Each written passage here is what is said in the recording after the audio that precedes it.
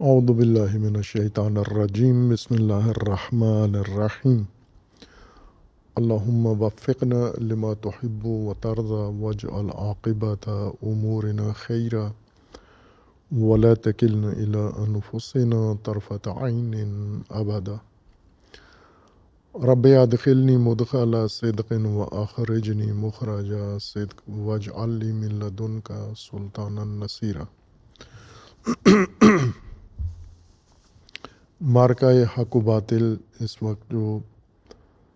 ایران اور امریکہ کے مابین جاری ہے اور جس کے مختلف مراحل گزر چکے ہیں اور کچھ درپیش ہیں، اور موجودہ صورتحال کو ہم قرآنی تناظر میں مشاہدہ کر رہے ہیں، جس میں خصوصی طور پر امام شہید رہبر عظیم الشان کی شہادت، ان کی قیادت اور ان کی بالآخر تشییع ہے، جو باشکوہ طریقے سے پوری دنیا میں ایک چشمدید منظر بنا ہے۔ قرآن کریم نے جو ضوابط قائم کیے ہیں اس کے مطابق انسان، کوئی بھی انسان، مومن مسلمان، جب کسی ماحول میں جنم لیتا ہے تو اس وقت اس کو اس ماحول کا جائزہ لینا ہوگا کہ مجھے کس فضا میں ولادت ہوئی ہے اور میرا وجود، میری ہستی کا آغاز ہوا ہے۔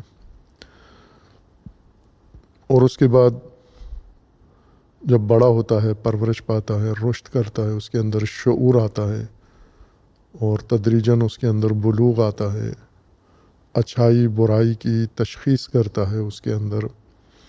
تشخیص کی عمر آتی ہے، عقل آتی ہے، اس وقت اسے مکلف قرار دیا جاتا ہے۔ یہ مکلفیت کا عمر کا حصہ بہت اہم ہے، اور اس مکلفیت کا مطلب یہ ہے کہ اب جس سماج میں، معاشرے میں، جس خاندان میں، آغوش میں انسان نے پرورش پائی ہے، اسے بھیڑ چال کی طرح اس نے نہیں اپنانا۔ جیسے جانور کا بچہ پیدا ہوتا ہے جس ماحول میں، محیط میں، تو وہ دیکھا دیکھی باقی جانوروں کے تابع ہو کر زندگی گزارتا ہے۔ جو باقی جانور کر رہے ہوتے ہیں یہ وہی انجام دیتا ہے، جو وہ کھاتے ہیں یہ وہی کھاتا ہے۔ چونکہ نہ اس کے ماں باپ میں عقل و شعور ہے اور نہ اس جانور میں عقل و شعور ہے، عقل و شعور سے خالی ہے، توہی ہے، اور دیکھا دیکھی تقلیداً اس نے بہڑ چال کے تحت زندگی گزارنی ہے۔ تمام جانوروں کا یہ قاعدہ ہے۔ ہر چند جانوروں میں بھی بلوغ کا زمانہ آتا ہے، لیکن اس بلوغ کا ان کے ہاں فرق یہ پڑتا ہے بلوغ سے پہلے کی عمر میں اور بلوغ کے بعد کی عمر میں، کہ ان میں شہوت جنسی بیدار ہو جاتی ہے، اس سے بلوغ سے پہلے شہوت جنسی نہیں ہوتی، اور وہ تولید کے مرحلے میں داخل ہو جاتے ہیں۔ باقی تمام امور بلوغ سے پہلے اور بلوغ کے بعد یکساں رہتے ہیں، یعنی یوں نہیں کہ بلوغ سے پہلے فہم و فراست اس کی نہیں تھی اور بلوغ کے بعد اس کو فہم و فراست عطا ہو گئی ہے۔ یہ مخصوص ہے انسان کے لیے۔ انسان حیات لے کر پیدا ہوتا ہے اللہ تبارک و تعالیٰ کی طرف سے، اور پھر اپنے رشد و پرورش کے مراحل میں ایک مرحلہ بلوغ کا آتا ہے۔ بلوغ سے مراد انسان کے اندر فہم و فراست ہے، عقل ہے، پختگی ہے، سوچ ہے اور تشخیص ہے، اور اسی وقت انسان کو مکلف قرار دیا گیا ہے۔ جانور میں نہ اس معنی میں بلوغ آتا ہے اور نہ وہ مکلف ہے، اور نہ ہی وہ ذمہ داریاں جانور کی اس مرحلہ بلوغ میں اس پر عائد ہوتی ہیں۔ جو پہلے تھی وہی ہوتی ہیں، صرف طبعی طور پر وہ اب تولید کے قابل ہو جاتا ہے یا جنسی عمل کے مرحلے میں داخل ہو جاتا ہے۔ انسان جب بالغ ہوتا ہے، ساتھ ہی مکلف ہوتا ہے، اس کا مطلب یہ ہے کہ اس میں اب پختگی آ گئی ہے، عقل آ گئی ہے، فراست آ گئی ہے، تشخیص آ گئی ہے، اپنے ماحول کو، اپنے ارد گرد کو اس کو تشخیص دے سکتا ہے، اس کے اندر اچھائی برائی کی تشخیص دے سکتا ہے، اور یہاں سے آگے اس نے جو راستہ اختیار کرنا ہے وہ عقل و خرد اور سوجھ بوجھ اور فہم و فراست کے ساتھ اس نے انتخاب کرنا ہے۔ حیوانات کی طرح محض والدین کے پیچھے چلنا یہ عمر بلوغ سے پہلے کی تھی۔ جب بچہ تھا ماں باپ کی انگلی پکڑ کے چلتا تھا، ماں باپ کے فیصلوں پر عمل کرتا تھا۔ اب بلوغ سے اس کی اپنی مکلفیت، اپنی ذمہ داری شروع ہو گئی ہے، اور جو کام بھی وہ کرے گا اب اس کا ذمہ دار ٹھہرایا جائے گا۔ اچھا کام کرتا ہے تو اس کی پاداش اور اس کا صلہ اسے ملے گا، اور اگر غلط کام کرتا ہے تو اس کی سزا بھی اس بالغ انسان کو ملے گی۔ اسی مرحلہ بلوغ میں جو ایک اہم موڑ آتا ہے ہر انسان کی زندگی میں، اپنے ماحول کے متعلق اس کی نگاہ ہے جس کا جائزہ لیتا ہے انسان، چونکہ اب اس میں عقل آ گئی ہے، اب اس میں فراست آ گئی ہے، اب اس میں سوجھ بوجھ آ گئی ہے، تو اس سوجھ بوجھ کا وہ مظاہرہ پہلے اپنے موجودہ ماحول کو اندازہ لگاتا ہے، تشخیص دیتا ہے، اور پھر اس کے مطابق عمل شروع کرتا ہے۔ قرآن کریم نے بھی یہی ذکر کیا ہے کہ انسان مختلف قسم کے ماحول میں اور محیط میں پیدا ہوتے ہیں، اور لیکن یوں نہیں ہے کہ جس ماحول میں پیدا ہوئے ہیں اس ماحول کی انہوں نے پیروی کرنی ہے، بلکہ ماحول سے انہوں نے ماحول کو تشخیص دینا ہے۔ اگر یہ ماحول ہدایت کا ہے تو اس کی پیروی کریں گے، اگر یہ جاہلیت کا ماحول ہے تو اسے خارج ہوں گے، نکلیں گے، اپنے آپ کو اس سے جدا کریں گے اور اپنے لیے الہی راستہ چنیں گے۔ یہ اس لیے انبیاء کرام علیہ السلام جتنے بھی دنیا میں آئے ہیں، پہلا مرحلہ ولادت کا تھا تمام انبیاء کا، حضرت آدم علیہ السلام سے لے کر حضرت خاتم علیہ السلام و علیہم السلام سب اس مرحلے سے گزرے ہیں، یعنی مرحلہ جنم و آغاز و ولادت سے۔ ہر چند ولادت کی نوعیت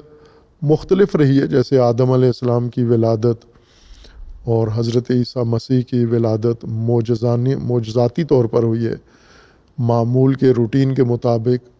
ماں باپ سے نہیں ہوئی۔ حضرت عیسیٰ مسیح کی فقط ماں سے ہوئی ہے، اور حضرت آدم کی ولادت ماں باپ کے بغیر ہوئی ہے، لیکن قانون ولادت کے مطابق ہی ہوئی ہے جو اللہ تبارک و تعالیٰ کا مقررہ معینہ قانون ہے، اور سب کی ایک ماحول میں ولادت ہوئی ہے، اس ماحول سے آشنا ہوئے ہیں۔ آدم علیہ السلام جب ان کی ولادت ہوئی یا ان کی تخلیق ہوئی، اور اس تخلیق کے بعد ایک ماحول ان کو اللہ تبارک و تعالیٰ کی جانب سے عطا کیا گیا، اس ماحول میں انہوں نے آنکھ کھولی اور انہیں اللہ نے علم دیا، شعور دیا، فہم و فراست دی، اور ماحول سے جب آشنا ہوئے، اس ماحول میں ممنوعہ چیزیں بھی تھیں، اس ماحول میں مجاز چیزیں بھی تھیں، یعنی جن کو استعمال کرنے کی اجازت تھی، اور وہ چیزیں بھی تھیں جو انہیں استعمال کرنے کی اجازت نہیں تھی، اور وہاں پر شیطان نے مداخلت کر کے حضرت آدم سے وہ کام کروا دیا جو منع تھا، اس درخت کا تناول کر لیا، پھل کھا لیا، جس سے اللہ تبارک و تعالیٰ نے انہیں روکا تھا، اور اس طرح وہ ماحول جسے قرآن نے جنت کہا ہے، باغ کہا ہے، اس ماحول سے ان کو نکلنا پڑا اور زمین کے ناگوار ماحول میں انہیں اتار دیا گیا، حبوط کیا انہوں نے۔ خوشگوار ماحول، اچھے ماحول سے نکل کر ناگوار ماحول میں آدم اپنی زوجہ کے ساتھ آ گئے، اور پھر زمین پر ان کی زندگی شروع ہوئی، اولاد پیدا ہوئی، اور آدم کی اولاد میں سے انبیاء کرام علیہ السلام پیدا ہوئے تدریجاً۔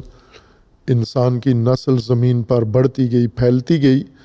اور ان کے اندر مشکلات، مسائل پیدا ہوتے گئے، سماج پیدا ہوا، اس سماج کے اندر بہت ساری اونچ نیچ شروع ہوئی، اور حضرت آدم علیہ الصلاۃ والسلام کی اولاد کو ہدایت کے لیے اللہ تبارک و تعالیٰ کی طرف سے رہنمائی کے لیے انتظام ہوا، آسمانی کتابیں اتاری گئیں، اور انبیاء کرام علیہ السلام اولاد آدم میں مبعوث ہوئے۔ جو بھی نبی جس ماحول میں آئے، جس طرح قرآن کریم نے چند انبیاء کا ذکر کیا ہے، یعنی چند انبیاء سے مراد تقریباً 24 انبیاء کا یا 25 انبیاء کا ذکر کیا ہے۔ یہ 24 اور 25 کی تردید اس وجہ سے نہیں ہے کہ دقیقاً تعداد مشخص نہیں ہے کہ کتنے انبیاء اللہ تبارک و تعالیٰ نے مبعوث فرمائے ہیں، بلکہ 24 اور 25 کی تردید اس وجہ سے ہے کہ یہ بحث ہے علماء میں کہ ان میں سے ایک نبی ایسے ہیں جن کے 2 نام ہیں نبی ایک ہیں، شخصیت ایک ہیں، لیکن نام 2 ہیں ان کے، یا یہ کہ یہ 2 ہی نبی تھے، 2 نام بھی ہیں اور 2 شخصیات ہیں۔ اگر جیسے 2 نام ہیں اس طرح شخصیات بھی 2 ہوں تو اس کا مطلب یہ ہے کہ 25 انبیاء کا ذکر قرآن میں آیا ہے، اور اگر ایسے نہ ہو بلکہ شخصیت ایک ہو اور نام 2 ہوں تو اس کا معنی یہ ہے کہ یہ 24 انبیاء کا ذکر آیا ہے، ہر چند نام 25 ہیں لیکن وہ 2 نام ایک نبی کے ہیں۔ 24 یا 25 انبیاء ہوں، کل انبیاء میں سے بہت کم تعداد کا ذکر ہوا ہے۔ روایات کے مطابق 1,24,000 انبیاء انسان کی ہدایت کے لیے آئے ہیں،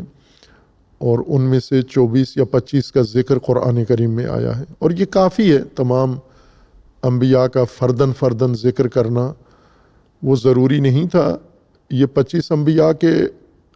ذکر میں اور ان کے داستان اور واقعات میں تمام انبیاء کا ماجرا گویا بیان ہو گیا ہے، اور جو کچھ باقی انبیاء کی سیرت و سنت اور تعلیمات تھیں وہ ساری ان 25 یا 24 انبیاء کے تذکرہ کے ضمن میں سب کا ذکر آ گیا ہے۔ ان انبیاء میں جن کا ذکر قرآن کریم نے کیا ہے، ان کے لیے ایک نقطہ مشترک یہ ہے، ایک ان انبیاء کے مابین مشترکہ خصوصیت یہ ہے کہ تمام انبیاء جس ماحول میں پیدا ہوئے ہیں وہ ماحول مناسب نہیں تھا، ہدایت کا ماحول نہیں تھا،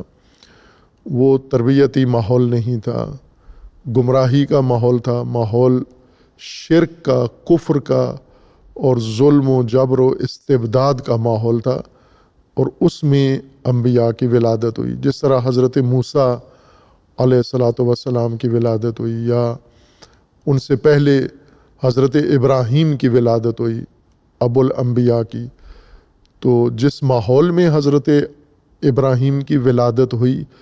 وہ کسی لحاظ سے قابل قبول ماحول نہیں تھا۔ حضرت ابراہیم کے گھر کے اندر بھی جس طرح آزر جنہیں اب ابراہیم کا اب کہا گیا ہے، نہ ان کے افکار درست تھے، نہ ان کا کردار درست تھا، نہ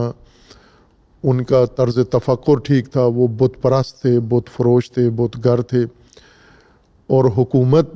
بھی بت پرستی کی حکومت تھی، نظام شرک تھا، نظام ظلم تھا، اور ایسے میں ایک نبی کی وہاں ولادت ہوتی ہے،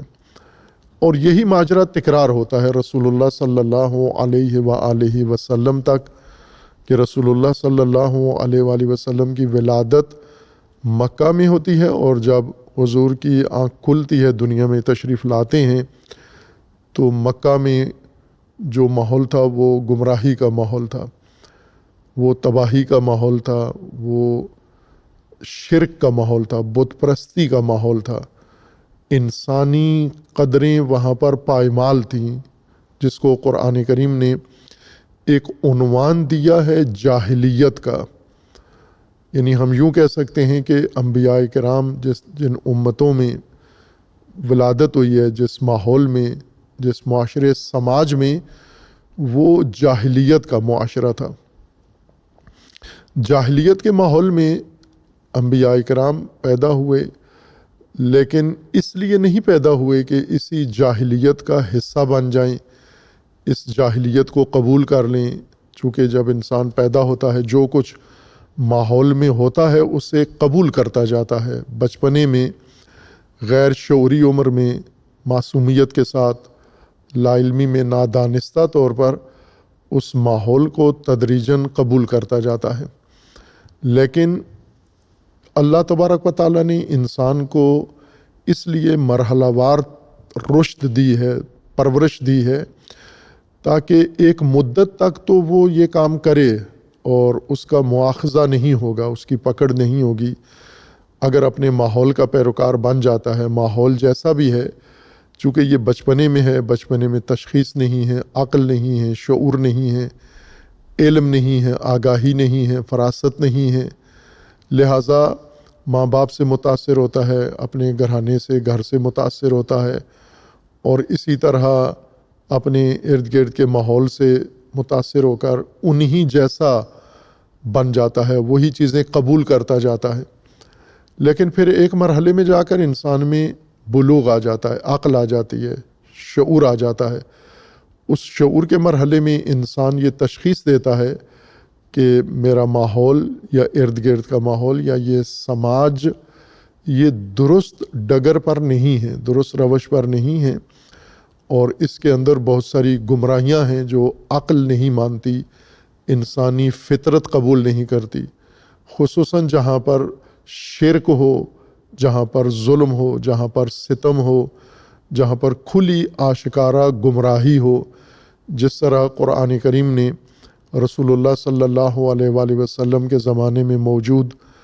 اس سماج کے بارے میں فرمایا ہے کہ جب نبی علیہ السلام مبعوث ہوئے تو اس سماج کے بارے میں فرمایا کہ وَإِن كَانُوا مِن قَبْلُ لَفِي ضَلَالٍ مُبِينٍ، کھلی آشکارا گمراہی میں وہ ڈوبے ہوئے تھے، اور ان کے درمیان رسول اللہ صلی اللہ علیہ وآلہ وسلم کی پیدائش بھی ہوئی ہے اور پرورش بھی ہوئی ہے۔ لیکن عام انسان اور نبی میں یہ فرق ہے کہ نبی پیدائش سے لے کر شعور و بلوغ و پرورش اور بعثت تک کسی بھی مرحلے میں شرک اور گمراہی اور جسے قرآن نے جاہلیت کہا ہے اس کا حصہ نہیں بنتے، یہ اللہ کا خاص اہتمام ہے۔ لیکن عام انسان بن جاتا ہے، جس طرح ہم رسول اللہ صلی اللہ علیہ وآلہ وسلم اور اصحاب رسول اللہ کے طرف اگر توجہ کریں تو اصحاب رسول صلی اللہ علیہ وآلہ وسلم جتنے بھی مسلمان ہوئے ہیں یہ پہلے شرک میں مبتلا تھے، مشرکین تھے، گمراہ تھے، اور تمام وہ آلودگیاں جو معاشرے میں اس وقت کے سماج میں موجود تھیں وہ ساری ان میں موجود تھیں، لیکن رسول اللہ کی دعوت پر انہوں نے دعوت قبول کی، ایمان لائے، اور ان آلودگیوں سے باہر آ کے مسلمان ہوئے اور پاک ہو گئے۔ لیکن رسول اللہ خود ان کی طرح نہیں، جس ماحول میں پیدا ہوئے اس ماحول کی آلودگیوں میں آلودہ نہیں ہوئے۔ یا اہل البیت علیہ السلام، ان کی مثال بھی ایسی ہے کہ وہ بھی جس ماحول میں ولادت ہوتی ہے وہ ماحول، وہ سماج، وہ معاشرہ جن آلودگیوں سے آلودہ ہوتا ہے، جن آلائشوں سے آلودہ ہوتا ہے، اہل البیت اس میں ملوث نہیں ہوتے، اس میں آلودہ نہیں ہوتے۔ اللہ تبارک و تعالیٰ نے ان کی تطہیر، ان کی طہارت، ان کی پاکیزگی خود اللہ نے انجام دی ہے۔ اللہ کا ارادہ ہے کہ اہل البیت ان تمام سماجی یا معاشرتی آلودگیوں میں ملوث نہ ہوں اور پاک و پاکیزہ ہوں۔ لیکن باقی عام لوگ وہ جس ماحول میں پیدا ہوتے ہیں سب سے پہلے اس ماحول کا اثر لیتے ہیں، پھر بلوغ کا ان کا عمر شروع ہوتی ہے، اور بلوغ کی عمر میں فہم و فراست اور تشخیص کا مرحلہ آتا ہے، اور وہاں سے آگے اگر جاری رکھیں اسی مشرکانہ ماحول کو، جاہلیت کو، گمراہی کو، تو پھر وہ ان کا جرم شمار ہوگا، اس پر ان کا مواخذہ ہوگا۔ لیکن اگر تبدیل کر دیں اپنا راستہ اور آبا کا راستہ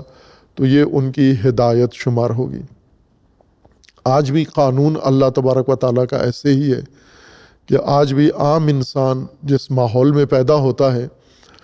تو چونکہ بچپن ہے اس کا، بے شعوری کی عمر ہوتی ہے، لہٰذا اس ماحول کا حصہ بن جاتا ہے اور اس ماحول کو اور اس کی آلودگیوں کو، اس کے فساد کو اور اس کے تمام کمزوریوں کو قبول کرتا جاتا ہے، اور بلکہ اس کے اندر وہ منتقل ہوتی جاتی ہیں۔ لیکن تدریجاً جب تعلیم یافتہ ہوتا ہے، بالغ ہوتا ہے اور اس میں شعور آتا ہے تو آہستہ آہستہ اپنے ماحول، اپنے معاشرے، اپنے سماج کی آلودگیوں، گمراہیوں، خرابیوں اور فسادات سے دور ہوتا جاتا ہے، اپنے آپ کو بچاتا ہے اس سے۔ خوب یہ اللہ کا قانون ہے کہ عام انسان کو بھی حق نہیں ہے، یہ جواز نہیں ہے کہ میں تو پیدا ہی ایسے آلودہ معاشرے میں ہوا تھا، لہٰذا اگر مجھ میں بھی وہ آلودگی آ گئی ہے، وہ فساد آ گیا ہے اور میں بھی اس فساد میں گر گیا ہوں، فاسد ہو گیا ہوں، تو اس میں میرا کوئی قصور نہیں ہے، چونکہ مجھے پیدا ہی ایسے معاشرے میں کیا گیا اور پیدائش میرا اختیاری فعل نہیں تھا، میری پیدائش میرے ارادے، میرے مرضی کے بغیر ہوئی ہے، جبراً ہوئی ہے، لہٰذا اگر مجھے مشرکانہ یا گمراہی ماحول میں پیدا کیا گیا ہے اور میں گمراہ ہو گیا ہوں تو اب اس میں میرا کوئی مؤاخذہ نہیں بنتا۔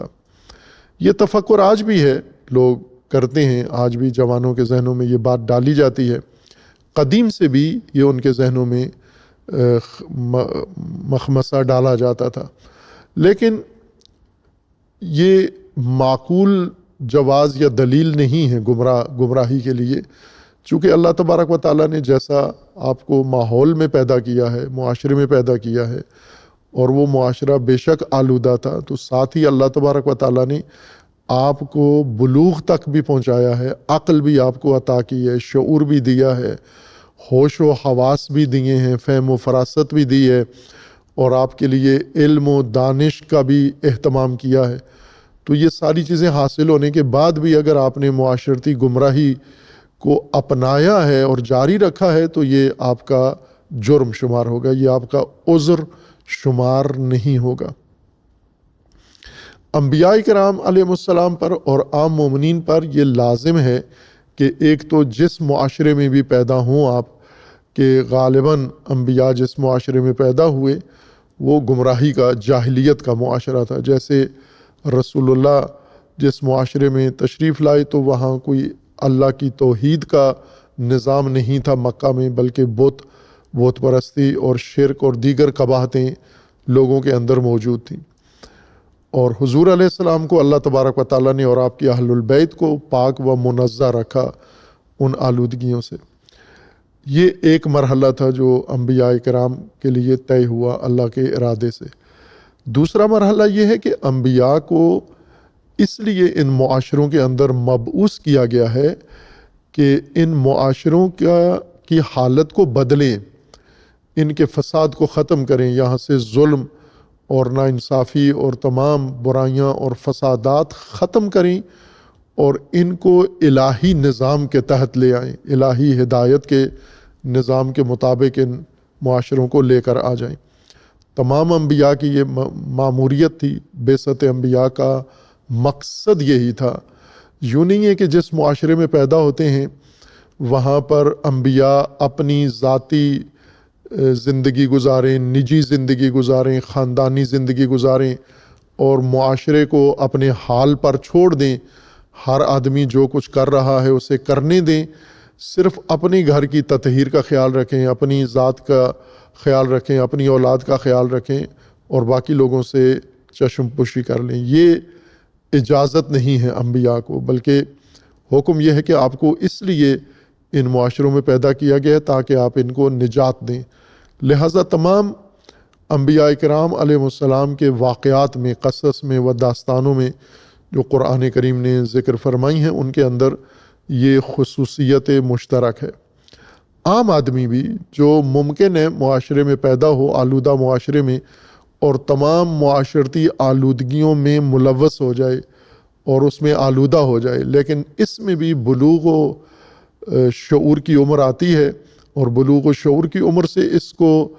تشخیص جب اس کے اندر آتی ہے تو اس کو تشخیص دے کے اس معاشرے سے اپنے آپ کو جدا کرنا ہوتا ہے عملی طور پر، اور پھر اس معاشرے کی اصلاح کا عمل کرنا ہے، اس معاشرے کے اندر سے فساد کو ختم کرنا ہے۔ یہ عام آدمی کی بھی ذمہ داری ہے، اور جس کو قرآن نے مختلف آیات میں بیان کیا ہے، امر بالمعروف نہی عن المنکر سب کے لیے بیان کیا ہے، اور باقی جو ضابطہ قرآن کریم نے ذکر کیا ہے وہ سارے انسانوں کے لیے مشترک و ممتاز ہے۔ سورہ مبارکہ مائدہ میں اللہ تبارک و تعالیٰ نے اس کو ایک جامع صورت میں ذکر کیا ہے کہ کس قسم کے معاشروں میں عام آدمی پیدا ہوتا ہے، یا کس قسم کے معاشروں میں انبیاء مبعوث ہوتے ہیں، اور ان انبیاء کا فریضہ کیا ہے، مومنین کا فریضہ کیا ہے۔ اور اس کو ہم مشاہدہ کر کے پھر آج کے معرکہ کو دیکھتے ہیں کہ قرآن کے اس ضابطے کے مطابق آج جو کام شروع ہوا ہے، انقلاب اسلامی کے آغاز سے جس مرحلے کا آغاز ہوا ہے، یہ قرآن کے نزدیک کس سنخ کا، کس صنف کا، کس نوع کا اور کس قسم کا یہ واقعہ یا ماجرا ہے انقلاب اسلامی۔ جیسا پہلے کہا تھا کہ ایران امریکہ جنگ کو عام اس وقت دنیا میں جاری جنگوں کے ردیف میں نہ ذکر کیا جائے، جیسا کہ صحافی یا تجزیہ نگار ایسا کام کرتے ہیں، لیکن قرآنی مبانی کے مطابق یہ جنگ یوکرین جنگ اور وینزویلا جنگ اور کیوبا جنگ یا دیگر جنگوں کے ردیف میں نہیں آتی۔ یہ جنگ یہ علیحدہ قسم کی جنگ ہے، الگ طرز کی جنگ ہے، الگ بنیادوں کے اوپر یہ جنگ شروع ہوئی، اور اس کے کردار بھی مختلف ہیں۔ وہ جنگیں جیسے یوکرین کی جنگ ہے، ایک طرف روس ہے اور ایک طرف یوکرین ہے، تو دونوں فریق ایک جیسے ہیں،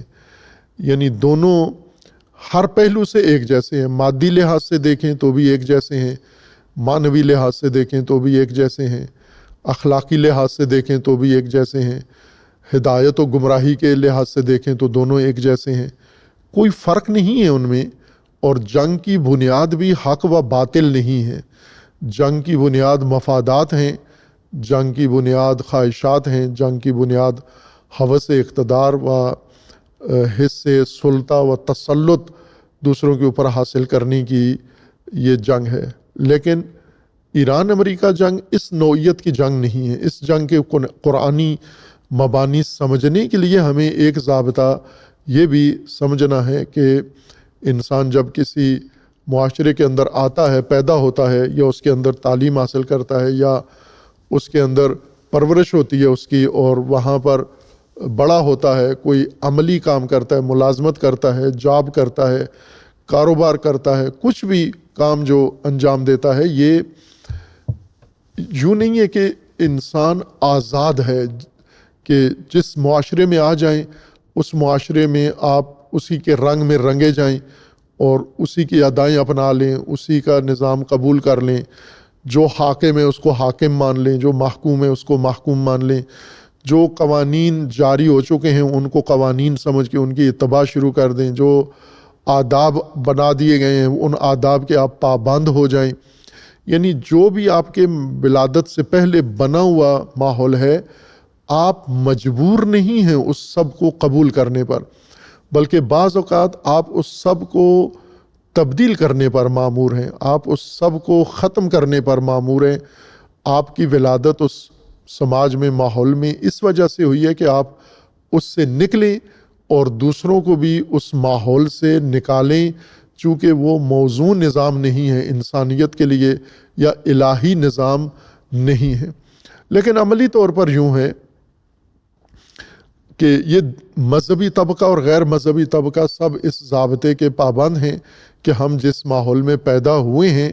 ہم نے اسی میں رہنا ہے۔ اب مثلا جو مسلمان ہندو تہذیب میں، ہندو ماحول میں پیدا ہوئے ہیں، وہ ہرگز اپنی ذمہ داری نہیں سمجھتے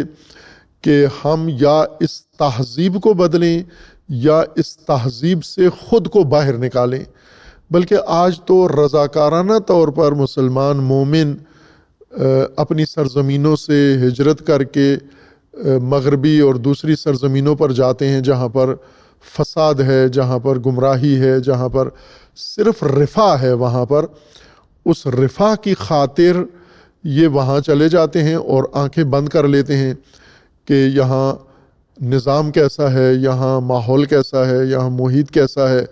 یا ہمارے بچوں کا کیا بنے گا، خود ہمارا کیا بنے گا، ہماری نسلوں کا کیا بنے گا۔ اس سے غافل ہو کر، چشم پوشی کر کے فقط وہاں کے رفع اور چند سہولتوں کو دیکھ کر وہاں اب زندگی کے لیے ارادہ کر کے اس کو اپنا لیتے ہیں۔ اب قرآن کریم کا اس میں کیا فرمانا ہے کہ کیا قرآن انسان کو یہ اختیار دیتا ہے کہ آپ ہر قسم کے معاشرے میں زندگی اختیار کر لیں، یا نہ؟ قرآن کی ماموریت کچھ اور ہے، اور پھر یہ جو موجودہ معرکہ ہے اس کو قرآن کی اس روشنی میں ہم دیکھیں۔ قرآن کریم میں اللہ تبارک و تعالیٰ کا فرمانا ہے، البتہ یہ قرآن سورہ مائدہ کی یہ آیات جو آیا 48 سے شروع ہوتی ہیں، البتہ پہلے سے یہ مضمون جاری ہے۔ قرآن میں اللہ تعالیٰ کا فرمان ہے کہ وَأَنزَلْنَا إِلَيْكَ الْكِتَابَ بِالْحَقِّ مُصَدِّقًا لِمَا بَيْنَ يَدَيْهِ مِنَ الْكِتَابِ۔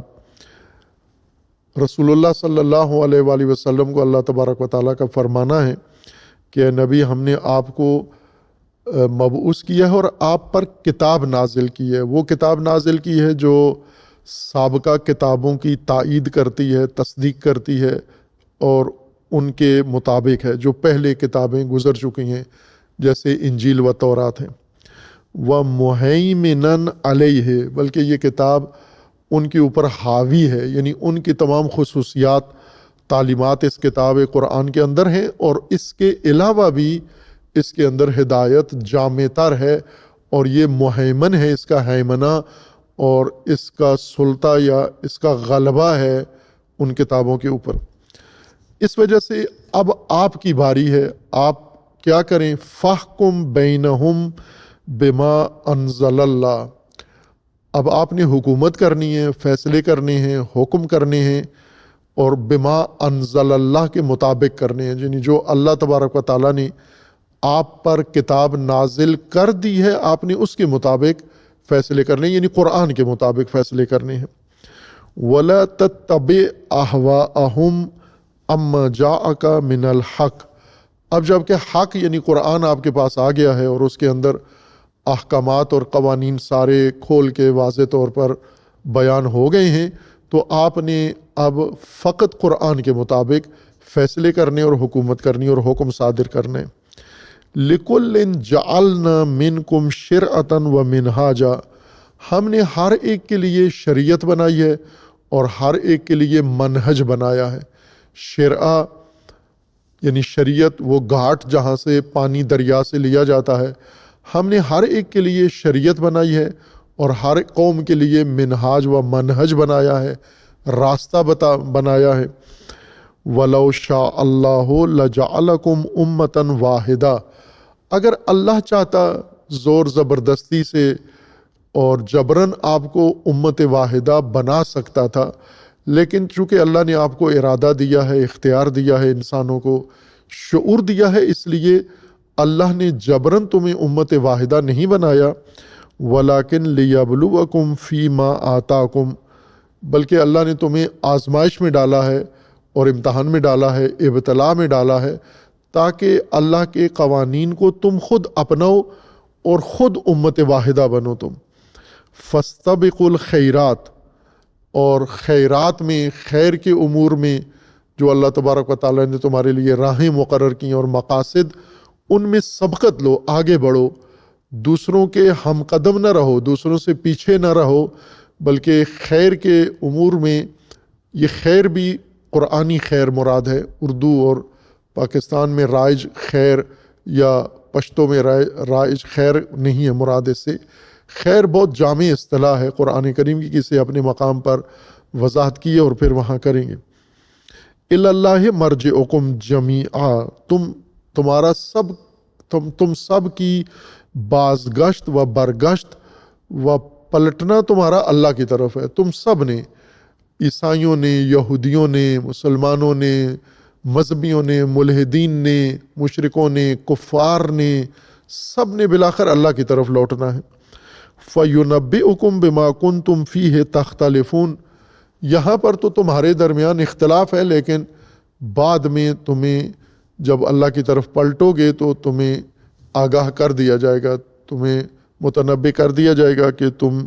جو اختلاف آپس میں رکھتے تھے، حق پہ کون ہے، باطل پہ کون ہے، گمراہ کون ہے، غلط کون ہے، صحیح کون ہے۔ یہ تمہیدی آیت تھی جس کے اندر قرآن کریم کا ذکر ہے کہ ہم نے آپ کے اوپر قرآن نازل کیا ہے اور آپ نے فقط قرآن کے مطابق حکم کرنا ہے، کوئی متبادل، کوئی آلٹرنیٹ، کوئی اور راستہ نہیں ہے۔ ہم نے شرع و منہاج سب کے لیے بنایا ہے، لیکن حکم قرآن کا چلے گا، چونکہ آخری و مہیمن کتاب قرآن کریم ہے۔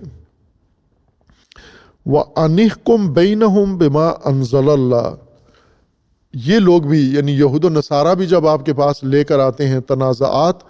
تو وہاں پر بھی آپ نے بما انزل اللہ، قرآن کے مطابق فیصلہ کرنا ہے۔ وَلَا تَتَّبِعْ أَهْوَاءَهُمْ، آپ نے ان کی خواہشات کے پیچھے نہیں چلنا۔ وَاحْذَرْهُمْ أَن يَفْتِنُوكَ عَن بَعْضِ مَا أَنزَلَ اللَّهُ إِلَيْكَ، اور آپ نے برحذر رہنا ہے، متوجہ رہنا، ہوشیار رہنا ہے ان کی چالاکیوں اور چالوں سے، کہ بعض ما انزل اللہ، بعض چیزیں جو قرآن نے احکام نازل کیے ہیں وہاں پر یہ آپ کو آزمائش میں یا فتنے میں اور مخمصے میں نہ ڈال دیں۔ یہ تیز لوگ ہیں، چال باز لوگ ہیں، چالاک لوگ ہیں، ان کی چال بازی سے آپ نے ہوشیار رہنا ہے۔ فَإِن تَوَلَّوْا، اگر یہ آپ کی بات مانتے ہیں، فَبِهَا، اگر نہیں مانتے، انما یرید اللہ ان یصیبہم ببعض ذنوبہم وان کثیرا من الناس لفاسقون، تو اللہ تبارک و تعالیٰ نے آپ کو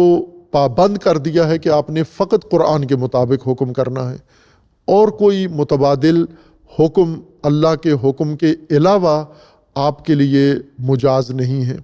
آپ نے فقط اللہ کے حکم کے مطابق فیصلے کرنے ہیں، اور اللہ کا ارادہ ہے کہ ان لوگوں کو جو اللہ کے حکم کی اتباع نہیں کرتے، تابعیت نہیں کرتے، انہیں اللہ تبارک و تعالیٰ مبتلا کرے، بعض ان کے گناہوں کے پاداش میں ان کو سزا دے۔ وَإِنَّ كَثِيرًا مِنَ النَّاسِ لَفَاسِقُونَ، اکثر لوگ فاسق ہیں۔ فاسق سے مراد گناہ کار و مجرم نہیں ہوتا، ہم عموماً اردو ترجمہ میں فاسق، فاجر، منافق ہر ایک کو مجرم مانا کرتے ہیں، یہ مجرمین ہیں۔ فاسق یعنی وہ لوگ، وہ نیک لوگ یا بد لوگ جو نظام الہی اور حکم الہی سے باہر زندگی گزار رہے ہیں، ان لوگوں کو جو دین سے، دینی نظام سے باہر زندگی چن لیتے ہیں اور نظام الہی کے باہر زندگی گزارتے ہیں، انہیں قرآن فاسق اور فاجر کہتا ہے۔ اور اس کے بعد قرآن کریم نے جو جم بندی کی ہے، یعنی جو خلاصہ نکالا ہے بات کا، وہ یہ ہے افحکم الجاہلیت یبغون ومن احسن من اللہ حکما لقوم یوقنون، یہ چاہتے کیا ہیں یہ لوگ جو آپ کے معاصر زمانے میں ہیں، اہل کتاب، مشرکین، بت پرست، یہ چاہتے کیا ہیں؟ کیا یہ چاہتے ہیں جاہلیت کی حکومت چاہتے ہیں؟ افحکم الجاہلیت یبغون، حکومت جاہلیت چاہتے ہیں، حکم جاہلیت چاہتے ہیں۔ یہ آیہ کریمہ مومنین اس پہ توجہ کریں کہ یہاں پر رسول اللہ صلی اللہ علیہ وآلہ وسلم کے ذریعے سے لوگوں کو کیا کہا جا رہا ہے کہ آپ کیا چاہتے ہو؟ آیا جاہلیت چاہتے ہو یا ہدایت؟ جاہلیت کا نظام، جاہلیت کا معاشرہ، جاہلیت کا سماج، جاہلیت کی حکومت اور جاہلیت کے فیصلے چاہتے ہو آپ؟ اس کے پیچھے ہو۔ وَمَنْ أَحْسَنُ مِنَ اللَّهِ حُکْمًا لِقَوْمٍ يُوقِنُونَ، جو لوگ اہل یقین ہیں ان کے لیے اللہ کی حکومت و اللہ کے حکم سے بہتر اور کون سا حکم ہے، کون سی حکومت ہے، کون سے فیصلے اور کون سے احکامات ہیں جو اللہ سے بہتر ہیں تمہارے لیے؟ یعنی حکم خدا سے، حکومت خدا سے، حکومت الہی سے بہتر کون سی حکومت ہے؟ جاہلیت کی ہے۔ جاہلیت چاہتے ہو؟ یہاں پر جاہلیت کا تقابل حکومت الہی سے کیا گیا ہے۔ حکم الجاہلیہ و حکم اللہ، ان دونوں کا آپس میں تقابل کیا گیا ہے کہ آپ چاہتے کیا ہو، جاہلیت یا حکم الہی۔ اور ظاہر ہے یہ واضح ہے، اس کو نہ بھی قرآن میں ذکر کیا جاتا تو بھی واضح ہے کہ یہ برابر نہیں ہے۔ افا حکم الجاہلیت یابغون، کیا حکومت جاہلیت کے پیچھے ہو، طلبکار ہو، اس کے ابتغاء میں اور اس کی خواہش میں ہو، اس کی تگ و دو میں ہو، جبکہ اللہ کی حکومت سے اور اللہ کے حکم سے بہتر کوئی حکم نہیں ہے۔ یہاں پر اللہ تبارک و تعالیٰ نے اس خلاصہ میں، اس باس کے خلاصہ میں یہ ذکر فرما دیا ہے کہ انسانوں کے سامنے، مومنین ہوں، اہل کتاب ہوں، مشرکین ہوں، کوئی بھی طبقہ ہو، اس کے سامنے دو صورتیں ہیں۔ ایک جاہلیت کا نظام، جاہلیت کا معاشرہ، جاہلیت کی سیاست، جاہلیت کی حکومت اور جاہلیت کا دورہ ہے، اور دوسرا اللہ کا نظام ہے۔ جاہلیت اس کو نہیں کہتے، جہالت اردو میں علم کے مقابلے میں یہ لفظ استعمال ہوتا ہے، لیکن قرآن کی اصطلاح میں جاہلیت علم کے مقابلے میں بھی ہے، جاہلیت عقل کے مقابلے میں بھی ہے، اور جاہلیت ہدایت کے مقابلے میں بھی ہے، اللہ کے نظام کے مقابلے میں بھی ہے۔ خصوصاً سورہ مائدہ کی آیہ 50 میں جاہلیت کے مقابلے میں اللہ کا نظام اور اللہ کی حکومت ہے۔ اگر حکومت اللہ کی ہے، خوب یہ حکومت حق ہے، یہ حکومت ہدایت ہے، یہ حکومت عدالت ہے، یہ احسن حکمن ہے۔ لیکن اگر اللہ کا نظام نہیں ہے تو یہ جاہلیت ہے۔ آپ بے شک اس کو جمہوریت کہو، آپ اس کو آمریت کہو، آپ اس کو کوئی بھی نام، اچھا بھلا نام دے دو، لیکن یہ ہے جاہلیت ہے۔ قرآن کریم کے نزدیک یہ ہدایت نہیں ہے۔ جاہلیت یہاں پر اللہ تبارک و تعالیٰ کے حکم کے مطابق یہاں اس کو استعمال کیا گیا ہے۔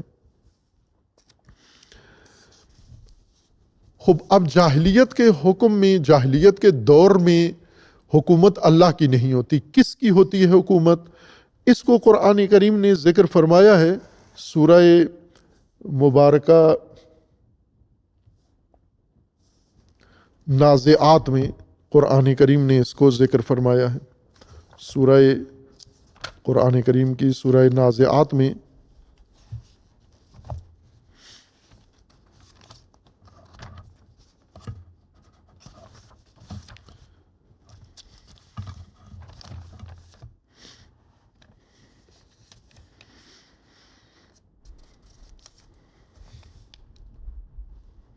اناسی نمبر سورہ ہے، سورہ مبارکہ نازعات میں، اس کی 24ویں آیت میں یہ ذکر فرمایا ہے۔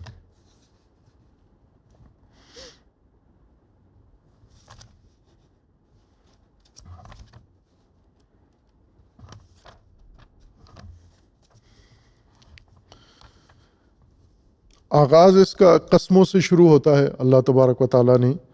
سورہ مبارکہ نازعات کا آغاز فرمایا ہے، بسم اللہ الرحمن الرحیم، والنازعات غرقا والناشطات نشطا والسابحات سبحا والسابقات سبقا فالمدبرات امرا یوم ترجف الراجفہ تتبعها الرادفہ قلوب یومئذ واجفہ ابصارها خاشعہ یقولون ائنا لمردودون فی الحافرہ اذا كنا عظاما ناخرہ قالوا تلك اذا قرة خاسرة فانما هي زجرة واحدة فاذا هم بالساہرہ۔ یہ 14 آیات ہیں، اس میں تمہید ہے، مقدمہ ہے، ابتدائی باتیں ہیں، اور اس کے بعد آیہ 15 سے یہ مضمون شروع ہوتا ہے۔ حل آتا کا حدیث موسیٰ، اے نبی کیا آپ پر قصہ موسیٰ آپ کو ملا ہے، پہنچا ہے آپ تک داستان موسیٰ؟ کب داستان موسیٰ تو پہنچی ہے، قرآن کریم میں سورہ بقرہ سے موسیٰ کا ذکر شروع ہوتا ہے، اور پھر اکثر صورتوں کے اندر قرآن کی چھوٹی بڑی صورتوں میں حضرت موسیٰ کا قصہ تکرار ہو رہا ہے۔ اب یہاں پر قرآن کریم میں اللہ تبارک و تعالیٰ کا فرمان ہے، حل آتا کا حدیث موسیٰ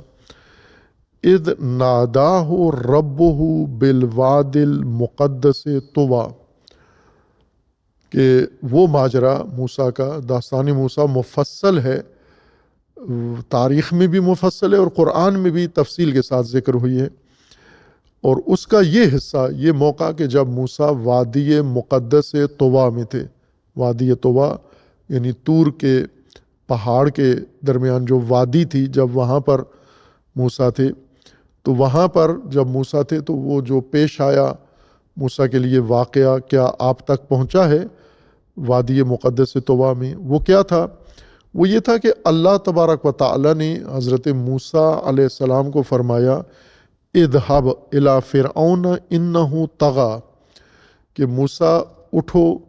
اور فرعون کی طرف جاؤ، فرعون کے مقابلے میں جاؤ، وہ سرکش ہو گیا ہے، باغی ہو گیا ہے، اور اس نے طغیان شروع کر دیا ہے یا طغیان کر رہا ہے۔ فقل حل لک الی ان تزکی، موسیٰ علیہ السلام کو ہدایت و رہنمائی ہو رہی ہے۔ موسیٰ علیہ السلام مصر میں پیدا ہوئے، اولاد حضرت ابراہیم، حضرت اسحاق اور حضرت یوسف میں سے حضرت یوسف کی حکومت کے غالباً 400-500 سال بعد موسیٰ علیہ السلام کا جنم ہوا۔ پھر موسیٰ علیہ السلام کی ولادت ہوئی۔ جب ولادت ہوئی تو مصر پر آل فرعون مسلط تھے، فرعون حاکم تھا، اور بنی اسرائیل قوم موسیٰ ان کے غلام تھے، محکوم تھے، اسیر تھے، ان کے تابع تھے، اور ان کے لیے حضرت موسیٰ علیہ السلام اس ماحول میں پیدا ہوئے۔ اب ماحول میں پیدا ہونے کے بعد اللہ نے، چونکہ حضرت موسیٰ نبی تھے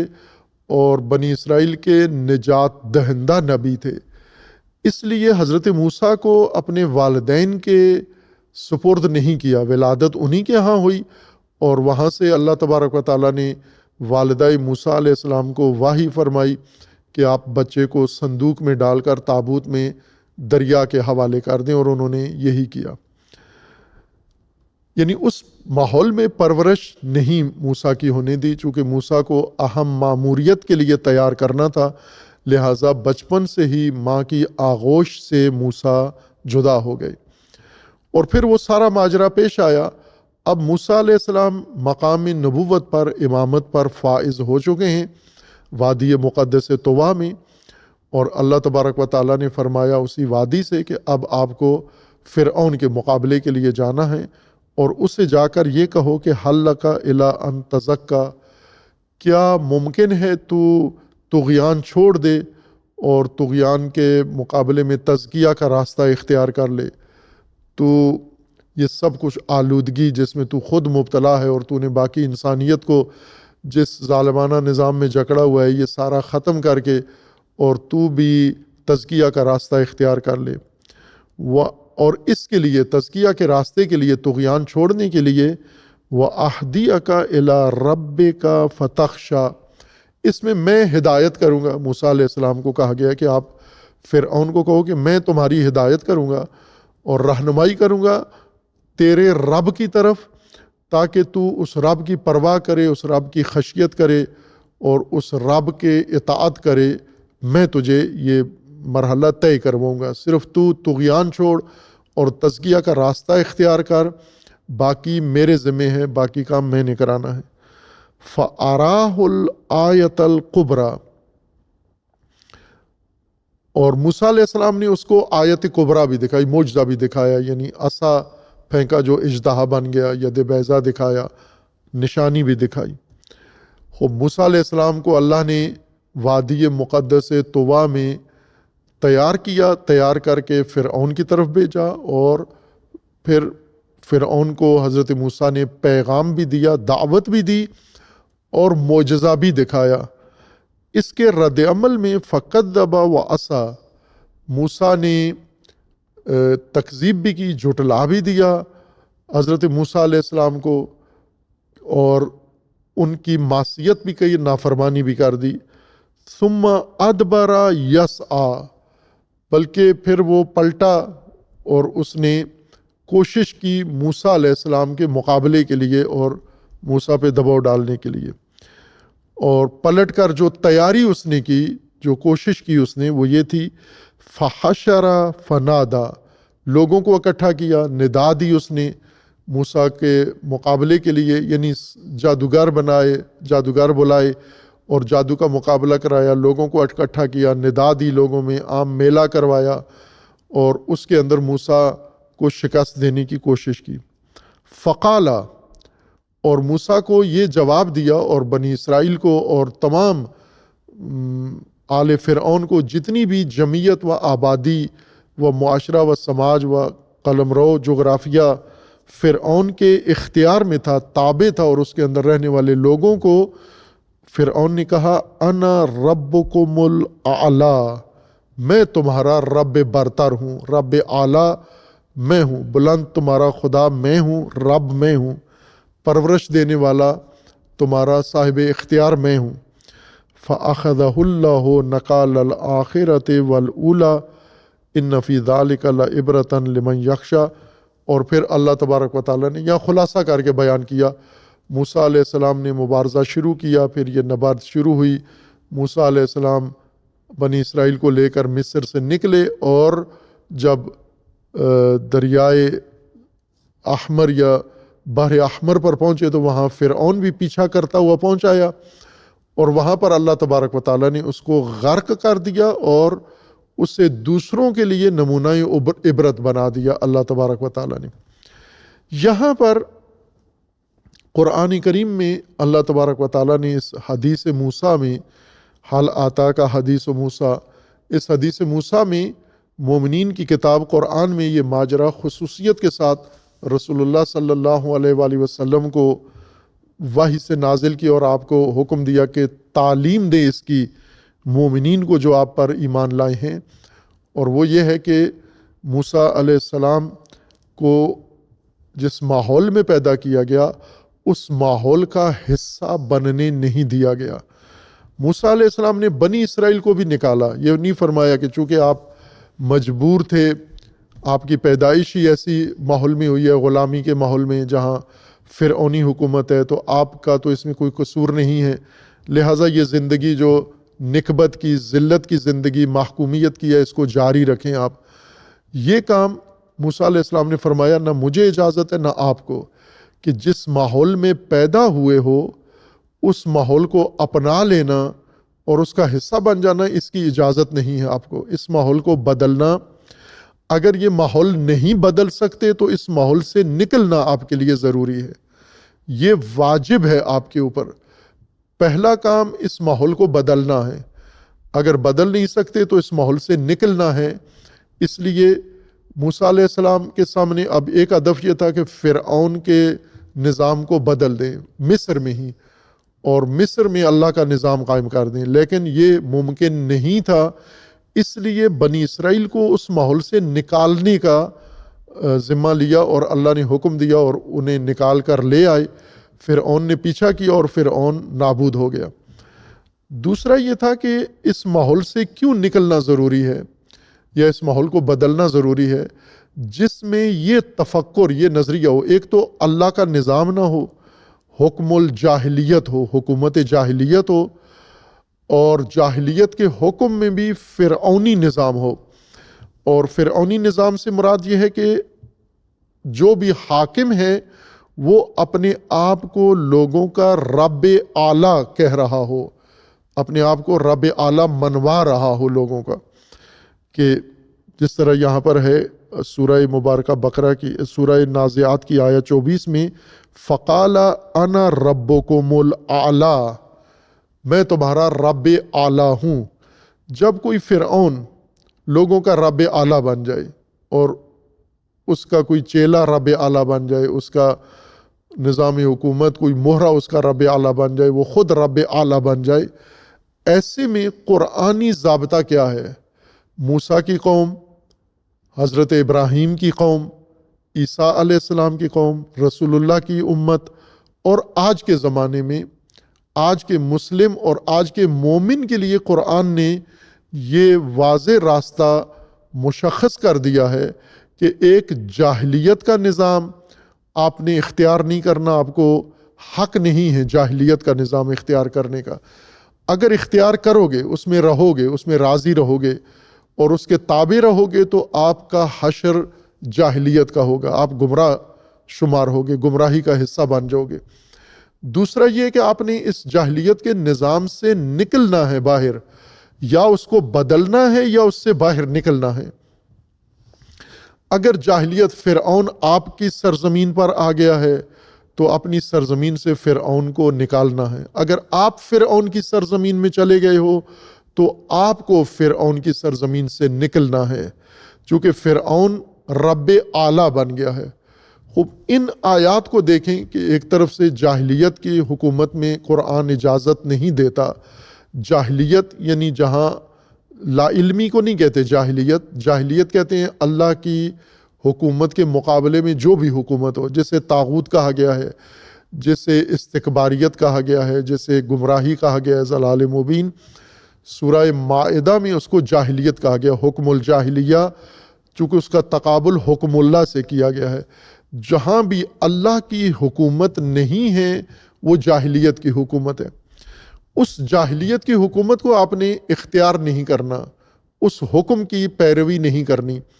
اور جاہلیت کی حکم میں جب فرعون پیدا ہو جائے جو یہ کہے کہ انا ربکم الاعلیٰ،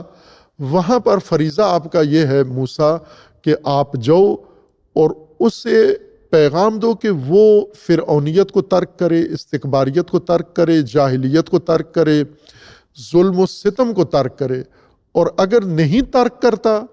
تو یا اسے ختم کرو یا خود اس کی محکومی اور غلامی سے باہر آ جاؤ۔ یہ قرآن کریم کا ان آیات میں اور دیگر آیات میں ایک بہت کھلا پیغام ہے۔ اس کے مطابق ہم دیکھیں کہ ایران کے اندر حکم جاہلیت، حکومت جاہلیت تھی، چونکہ شاہ کی حکومت تھی، اللہ کی حکومت نہیں تھی، اور جاہلیت کے حکم کے ساتھ سمجھوتا تھا صدیوں سے سب کا۔ علماء جاہلیت کے حکم میں ہی رہ رہے تھے، حکم جاہلیت یعنی حکومت جاہلیت میں، یعنی غیر الہی حکومت میں راضی تھے، شاہوں کی حکومت پر راضی تھے، شہنشاہوں کی حکومت پر راضی تھے، فرعونوں کی حکومت پر راضی تھے۔ اور جو بھی حاکم تھا اس کا کہنا یہی تھا انا ربکم الاعلیٰ، میں تمہارا رب اعلیٰ ہوں۔ مثلا شاہ ایران کا کہنا یہی تھا کہ انا ربکم الاعلیٰ، اور شہنشاہ ایران پر بھی، اس کے اوپر بھی مافوق ایک رب اعلیٰ تھا، اور وہ امریکہ تھا، جس کا آج بھی یہ کہنا ہے کہ میں رب اعلیٰ ہوں پورے جہان کا، پوری دنیا کا، میں واحد رب ہوں۔ امریکہ دعوی ربوبیت رکھتا ہے، امریکی صدر، امریکی نظام، امریکی سینٹ، امریکی کانگریس، امریکی کابینہ، امریکی وزارت جنگ، پینٹاگون، یہ سب کے سب دعوی ربوبیت رکھتے ہیں۔ آج ان کا کھل کے کہنا ہے کہ ہم ہیں دنیا کے مالک، ہم ہیں قیم دنیا کے، فیصلے دنیا کے ہم نے کرنے ہیں، نظام ہمارا چلنا ہے، مرضی ہماری چلنی ہے، اور جو بھی ہماری اطاعت نہیں کرتا اس کو ہم نے ختم کر دینا ہے۔ جس طرح فرعون نے کہا تھا کہ لوگوں کو اکٹھا کیا، فحشر فنادا، لوگوں کو اکٹھا کیا اور ندا دی اور جادوگر لے آیا، پھر اس کے بعد خود لشکر لے کر موسیٰ کو نابود کرنے نکلا اور خود نابود ہو گیا۔ یہ پورا ماجرا حدیث موسیٰ آج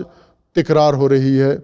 آج یہ ماجرا ایران کے اندر رونما ہوا ہے، دریائے سرخ یا بحر سرخ کے کنارے پر نہیں بلکہ خلیج فارس کے کنارے پر یہ ماجرا دہرایا جا رہا ہے کہ وہ حکومت جو ساری دنیا سے اس نے اپنی ربوبیت اعلیٰ منظور کروا لی ہے۔ تمام مسلمانوں نے بالاتفاق، جو بھی آج امریکہ کے سامنے خاموش ہے، امریکہ کے ساتھی ہے،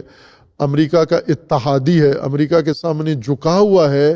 اس نے امریکہ کی ربوبیت اعلیٰ کو قبول کر لیا ہے۔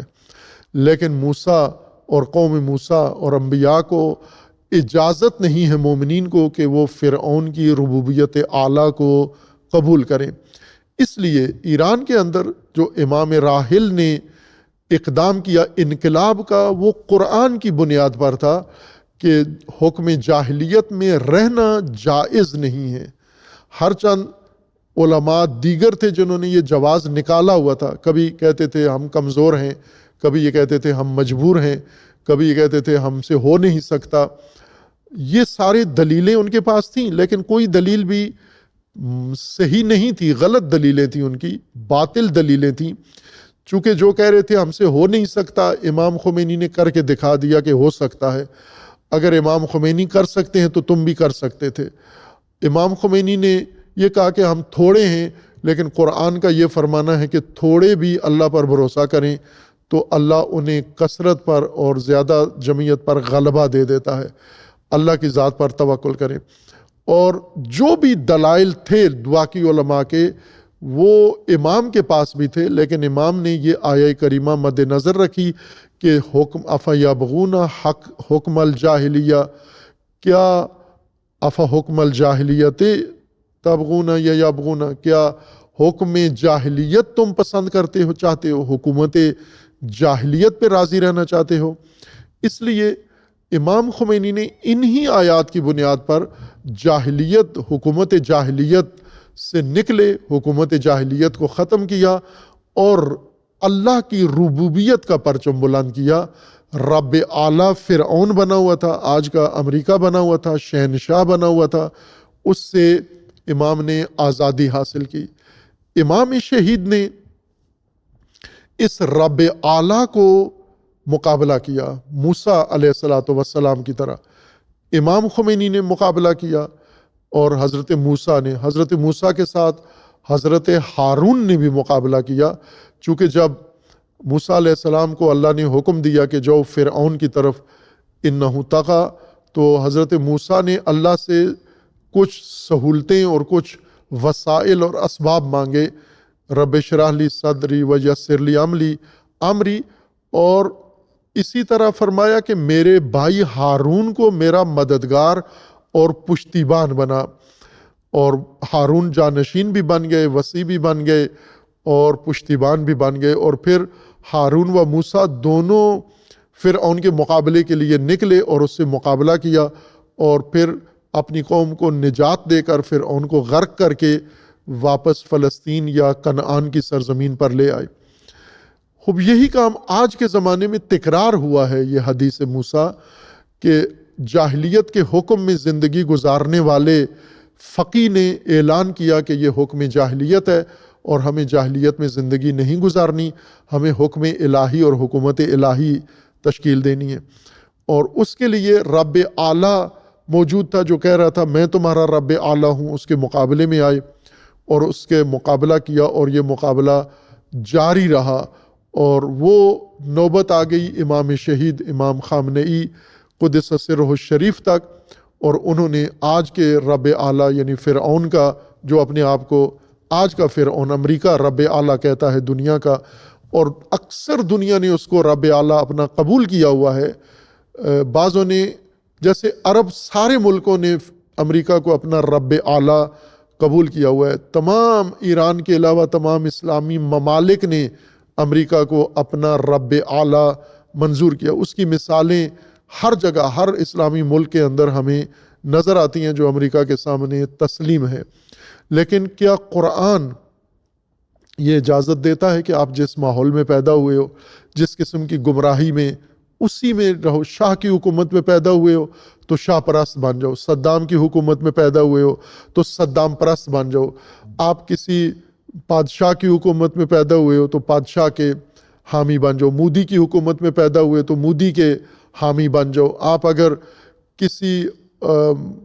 بن سلمان کی حکومت میں ہو تو اس کے حامی بن جاؤ۔ جس حکومت میں پیدا ہوئے ہو آپ اسی حکومت کے طرفدار اور حامی بن جاؤ۔ کیا قرآن ایسی اجازت دیتا ہے آپ کو؟ اگر وہ حکم خدا ہے، حکم اللہ ہے، پھر تو آپ اس حکومت کا حصہ بنو، اس کو تسلیم کرو۔ اگر نہیں ہے وہ حکم اللہ، حکم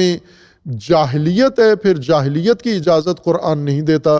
لیکن لوگوں نے یہ جواز نکالا ہوا تھا کہ امریکہ کو رب اعلیٰ اگر وہ منواتا ہے تو چونکہ ہم کمزور ہیں اس کو رب اعلیٰ مان لیں۔ آج ایسے مسلمان اسکالر میڈیا اور غیر میڈیا پر یہ ایران پر بھی تنقید کرتے ہیں کہ جب آپ میں اتنی طاقت نہیں ہے اسرائیل اور امریکہ جیسی تو کیوں اس کے مقابلے میں اٹھ کے کھڑے ہوئے ہو۔ ان کا ڈائریکٹ اعتراض حضرت موسیٰ پر بنتا ہے کہ جب آپ کو فرعون کے مقابلے کی طاقت نہیں ہے تو آپ کیوں ایک لاٹھی لے کے فرعون کے مقابلے میں نکل آئے ہو۔ لیکن یہ حکم خدا ہے کہ جو بھی زمین پر رب اعلیٰ ہونے کا دعویٰ کرے اللہ کے علاوہ، آپ نے یا اس کا نظام ختم کرنا ہے، اگر نہیں کر سکتے تو اس کی حکومت اور قلمرو اور ربوبیت سے اپنے آپ کو باہر نکالنا ہے۔ یہ حکم خدا ہے، یہ مبنا ہے قرآن کریم کا، جس کی بنیاد پر انقلاب اسلامی وقوع پذیر ہوا، نظام اسلامی قائم ہوا، اور جس کی بنیاد پر آج یہ معرکہ حق و باطل جاری ہے، اور جس کی بنیاد پر آج انقلابی اسلامی قیادت فرعون کے مقابلے میں تنہا ڈٹی ہوئی ہے، اور اسلامی ممالک بائیں کے بہت طاقتور ہیں اور یہ اس کا ساتھ دے سکتے ہیں، لیکن یہ رب اعلیٰ امریکہ کی مربوبیت اور اس کی اطاعت سے باہر نہیں آ سکتے۔ اس لیے تنہا یہ قوت، تنہا یہ ملت اور تنہا یہ حکومت و قیادت اس کے مقابلے میں ڈٹی ہوئی ہے اور قائم ہے۔ خوب یہ قرآن کے واضح اصول ہیں جن کی بنیاد پر یہ معرکہ آج یہاں تک پہنچا ہے اور جاری ہے، اور جس طرح اللہ کا وعدہ ہے کہ مستضعفین عالم کو اللہ نے عالمینی قیادت عطا کرنی ہے، یہ بھی انشاءاللہ بیان کریں گے۔ نرید ان نمن علی الذین استضعفوا فی الارض ونجعلہم ائمۃ ونجعلہم الوارثین۔ انشاءاللہ یہ جو معرکہ جاری ہے یہ مستضعفین عالم، دنیا کے کمزور ترین طبقات کی عالم پر حکومت کا ایک پیش خیمہ ہوگا۔ یہ اس کا مقدمہ ہے، یہ اس کے آثار ہیں، اور اس کی علامتیں انشاءاللہ ظاہر ہو رہی ہیں کہ زمین کی وراثت اللہ تبارک و تعالیٰ نے کمزور لوگوں کو دی ہے۔ جیسے طالوت کی کمزور فوج کو جالوت کی طاقتور فوج پر اللہ نے کامیابی عطا کی ہے، جس طرح موسیٰ کی کمزور قوم کو اور جماعت کو اللہ تبارک و تعالیٰ نے فرعون کی طاقتور حکومت پر غلبہ عطا کیا ہے، اور یہ قانون ہے خداوند تبارک و تعالیٰ کا۔ صرف اس کے لیے مومنین کو یہ اختیار کرنا ہے کہ فرعون کی ربوبیت سے باہر آنا ہے، اس کو رب اعلیٰ تسلیم نہ کریں۔ آج امریکہ ہر پہلو سے دیکھیں تو دنیا کا رب اعلیٰ بنا ہوا ہے، اسلحے کے ذریعے، طاقت کے ذریعے، دھونس کے ذریعے، دھاندلی کے ذریعے دنیا کو اپنے سامنے تسلیم کر کے جھکا کے رکھنے کی کوشش کرتا ہے، اور ایسے میں فقط ایک جماعت اور ایک ملک ہے جو اس کے مقابلے میں قیام پذیر ہے، اور جنہیں اللہ نے یہ وعدہ دیا ہوا ہے، اور اللہ کے وعدے سچے ہیں۔ اللہ سے زیادہ سچا وعدہ کرنے والا کوئی بھی نہیں، اور خداوند تعالیٰ نے انشاءاللہ یہ غلبہ مستضعفین کو عطا فرمانا ہے۔ وصلی اللہ علی محمد وآلہ۔